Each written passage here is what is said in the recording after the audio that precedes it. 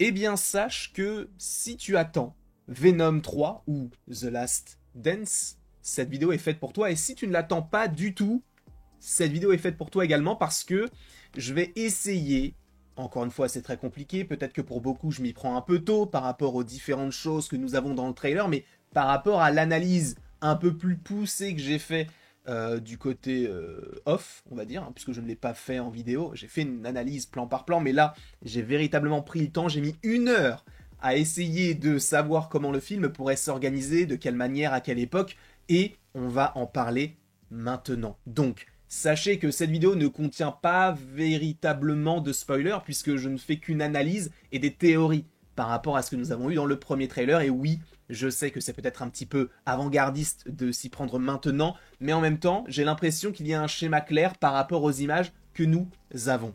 Encore une fois, attention spoiler, uniquement si vous n'avez pas vu le trailer. Pour le reste, ce n'est que de la supposition. Je ne dis pas que cela va arriver, mais que cela pourrait arriver comme ce que j'ai fait récemment par rapport à Peter ou encore par rapport au lézard. Ce ne sont que des théories.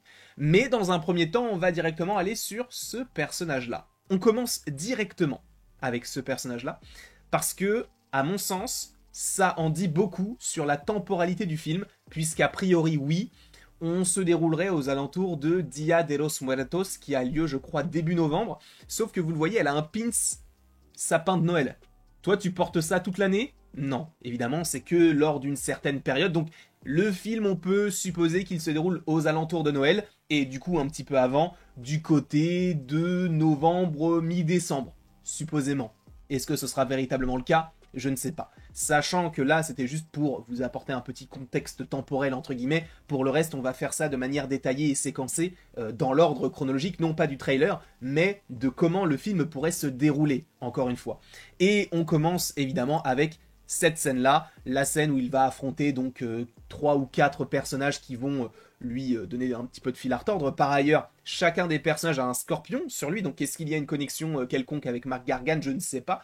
En tout cas, vous le voyez, il a la chemise avec les petits palmiers, il a le t-shirt, bon là on le voit pas, mais avec le logo des Golden States, donc qui est une équipe de basket. Il est habillé donc de la même manière qu'il était habillé lors de la fin de Venom Let There Be Carnage et dans la scène post-générique de Spider-Man No Way Home. Donc on suppose que oui, c'est la suite logique, sachant qu'à la fin du film Venom 2, eh bien il est au Mexique, et là, il l'est également.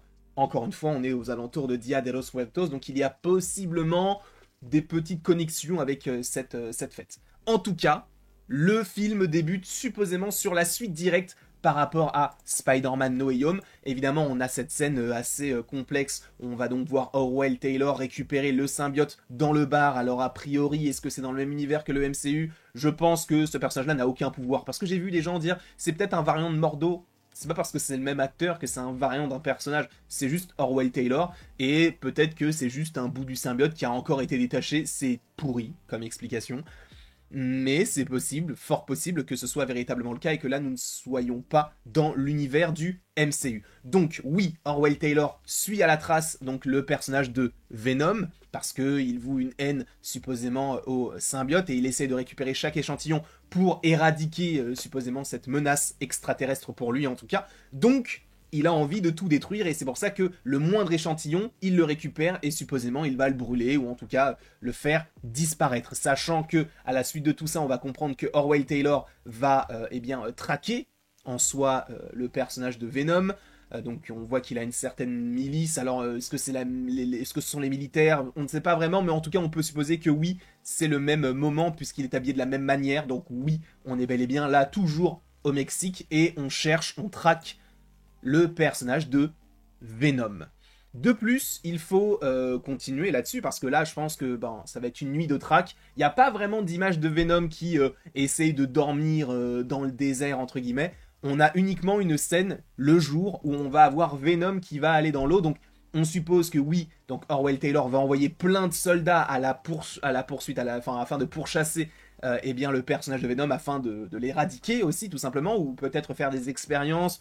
On ne sait pas vraiment, est-ce qu'il y aura, alors je vais peut-être un peu loin, mais ce concept de est-ce qu'il faut véritablement tuer Eddie Brock parce qu'il a le symbiote en lui, mais en même temps Eddie Brock n'a rien fait de mal, là où le symbiote peut être une menace pour Orwell Taylor par rapport à l'humanité. Donc on ne sait pas vraiment sur quel pied se positionner, même si ce n'est pas forcément français, mais tu as compris ce que je veux expliquer. Donc en tout cas, oui, il y aura bel et bien une traque dans l'eau, et à un moment donné, Venom va prendre le dessus, il va repasser voilà, en symbiote, et supposément qu'il va peut-être les tuer, peut-être juste les faire partir. En tout cas, à la fin, ils vont s'en sortir, évidemment, puisque vous savez, la scène où Venom et donc Eddie Brock marchent tout seuls dans le désert, on voit que le t-shirt de Venom est encore mouillé. Alors on aurait pu supposer qu'il était en train de courir et du coup il transpire de partout, sachant qu'il fait chaud, mais on peut supposer également qu'en fait il sort de l'eau et son t-shirt commence à sécher.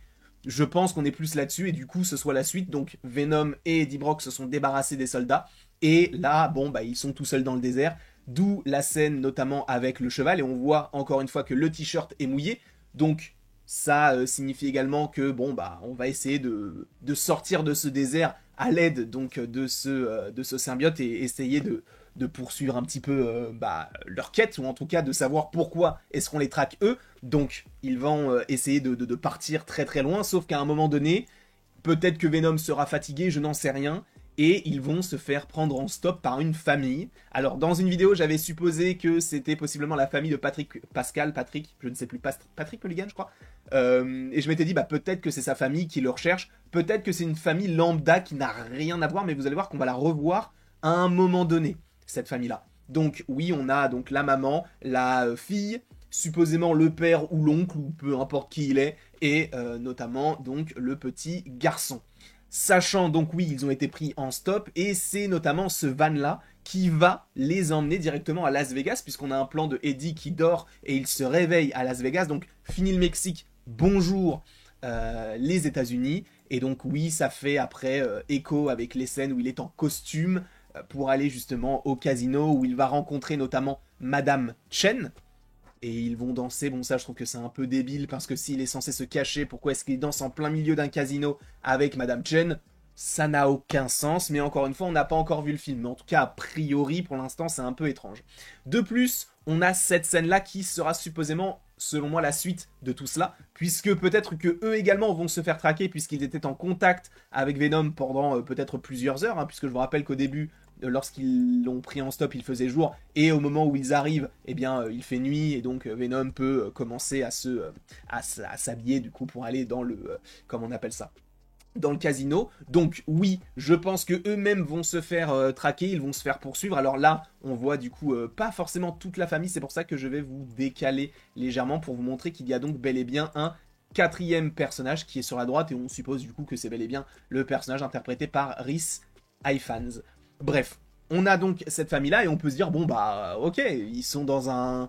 comment on appelle ça, dans une sorte de laboratoire, mais en fait non, ils ne sont pas du tout dans un laboratoire, puisqu'en fait ils sont en haut de cet endroit-là, et on voit qu'il y a donc les 4 personnages qui sont en train de tomber. Alors certaines personnes vont dire non mais n'importe quoi, ce sont des soldats, ça n'a rien à voir et tout. Bah je veux bien, mais on reconnaît par exemple la maman à gauche, la Venom qui essaie de les récupérer, la fille avec le pull rouge, enfin pas du tout rouge mais jaune et noir, eh bien on la revoit notamment ici, avec ce pull noir et jaune, enfin ocre, marron, ce que vous voulez. Et du coup, oui, je pense qu'ils sont tous en train de tomber et qu'il va essayer de les sauver. On voit qu'il est toujours habillé en costume, donc cela fait suite à la scène du casino où il va supposément se faire attaquer. Donc il va abandonner sa veste, il va retrousser ses manches. Et à la suite de tout ça, on va le voir, il va se faire capturer supposément. En tout cas, il va être mis à mal puisque, eh bien, il y a une sorte de crash d'hélicoptère et supposément il va tomber dans les pommes. Et il va supposément également, encore une fois, se réveiller dans le laboratoire qui donc appartient à l'État ou je ne sais pas qui.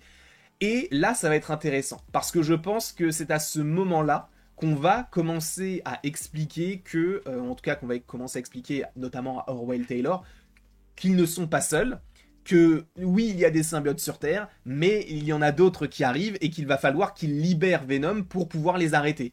Je pense que ça va se passer comme ça, donc il va se faire enfermer. Cependant, on va contacter le personnage du coup interprété, Patrick Mulligan du coup, Toxin, qui va leur dire, bah en gros, vous savez que si vous libérez Venom, c'est la merde. Parce que lui, il déteste Venom, mais en même temps, c'est un symbiote. Donc c'est assez paradoxal.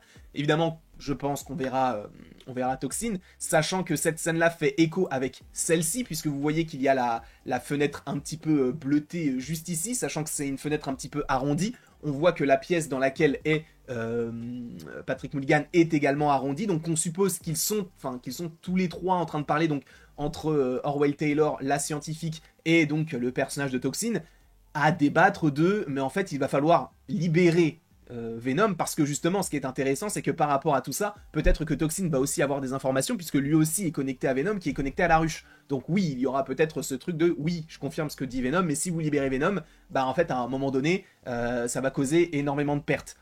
Parce que lui voue une haine, entre guillemets, à Venom et aux symbiotes, etc. Et là, ce qui est très intéressant, c'est que Orwell Taylor, qui lui, dans les comics, déteste les symbiotes, va dire dans le trailer, on va devoir affronter une armée qu'on ne peut pas vaincre. Donc je pense que Toxine est en train de dire non, vous ne pouvez pas libérer Venom. Je pense que, eh bien, la scientifique lui dit également non, mais pareil, on ne peut pas libérer Venom. Et je pense qu'Orwell Taylor lui dit, bah en fait, on n'a pas le choix. Soit on libère les symbiotes, soit on est dans la merde. Et vu qu'en plus de ça, on a énormément de symbiotes, supposément, mais ça on y viendra un petit peu plus tard, qu'il y aura des connexions par rapport à ça. En tout cas, Orwell Taylor, je pense que c'est lui qui va vouloir libérer les symbiotes. De plus, évidemment, vous vous en souvenez, dans le trailer, on a cette scène-là qui nous montre que la ruche arrive bel et bien sur Terre, sachant qu'à un moment donné, du coup, on retrouve juste après Venom sur un avion. Alors, moi je pense que c'est l'une des dernières scènes du film, je pense que cela fait écho avec le fait qu'on libère Venom et qu'on lui dise ah bah en fait essaie d'aller en hauteur pour ne pas que ces monstres-là puissent attaquer la Terre. Et du coup il va y avoir ce combat notamment sur l'avion avec cette créature qui fait partie de la ruche. Du coup vu que c'est une ruche et que ça c'est pas vraiment un symbiote comme on les connaît, je vais dire que c'est une sorte d'abeille, vu que c'est une ruche. Donc oui, il y a bel et bien ces abeilles qui vont arriver, et en plus de ça, on a des symbiotes qui sont là, donc c'est pour ça que je pense que Venom ne sera pas seul. Vu que là on te propose énormément de symbiotes, je pense qu'on en verra énormément dans le film. Donc là on voit que les symbiotes bouger, etc. Mais je pense qu'ils vont trouver leur hôte, et qu'il va y avoir une sorte de Venom Family dans ce film-là, contre les différentes abeilles, je pense. Sachant qu'à un moment donné, on voit cette scientifique qui a quelque chose de bizarre dans son cou, comme des veines, etc. On peut supposer que c'est le symbiote qui se balade dans son corps, sachant que je pense que elle, ça peut être Scream, donc Scream qui pourrait être donc ce symbiote qu'on avait déjà vu, notamment dans le jeu Spider-Man 2 sur PlayStation 5. On sait qu'il y aura Phage, on sait qu'il y aura Toxine, on sait qu'il y aura pas mal de symbiotes, donc je pense qu'il peut y avoir, oui, eh bien des symbiotes qui se collent à certains personnages, et qu'on ait, oui, genre 5, 6 symbiotes qui puissent eh bien, essayer d'arrêter la ruche qui arrive, sachant que je pense toujours que si ruche il y a, Knull n'est pas très loin. On verra ça évidemment en temps voulu, mais je pense que le film pourrait se dérouler de cette manière-là, qu'ils vont gagner, et boum, après teasing de Knull à la fin, et après tu fais autre chose, alors quoi, je ne sais pas, mais en tout cas, je pense que cela peut se passer de cette manière-là. On verra comment tout cela évolue encore une fois par la suite. Je ne dis pas que tout ce que je vous ai dit va se passer comme ça, parce qu'il y a des scènes qu'on n'a pas encore. Je me base que sur un trailer de 2 minutes 30, donc c'est pas forcément... comment dire, c'est pas forcément euh, sûr à 100%. Donc, je vous propose ça. Si vous y croyez, tant mieux. Si vous n'y croyez pas, tant pis. Mais en tout cas, sachez que moi, c'est comme ça que je vois le film. N'hésitez pas, vous, dans les commentaires, à me dire ce que vous en pensez. N'hésitez pas non plus à aimer, donc à partager, à commenter et à vous abonner si ce n'est pas déjà le cas. Et après tout ceci, il ne me reste donc plus qu'à vous dire à la prochaine pour la prochaine. Et encore une fois, merci beaucoup à vous. En vrai, c'est vrai que le trailer ne me hype pas, mais ça m'a donné des petites idées de théorie, notamment cette vidéo-là que vous voyez actuellement. Donc, c'est vrai que... bon, ça n'augmente absolument pas ma hype, je suis désolé.